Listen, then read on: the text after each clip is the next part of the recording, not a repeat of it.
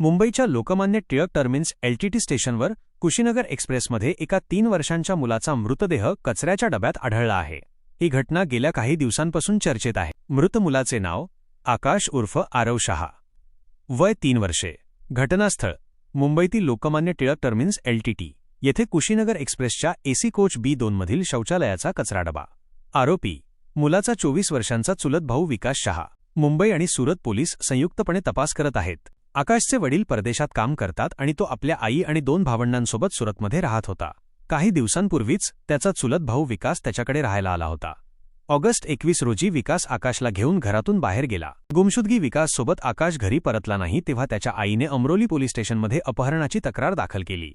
23 ऑगस्टच्या पहाटे Kushinagar express LTT स्टेशनवर पोहोचली. साफसफाई करणाऱ्या कर्मचाऱ्यांनी शौचालयातील कचरा डब्यात मुलाचा मृतदेह पाहिला आणि पोलिसांना माहिती दिली. पोलिसांनी मुलाचा फोटो सर्व पोलीस स्टेशनमध्ये पाठवला.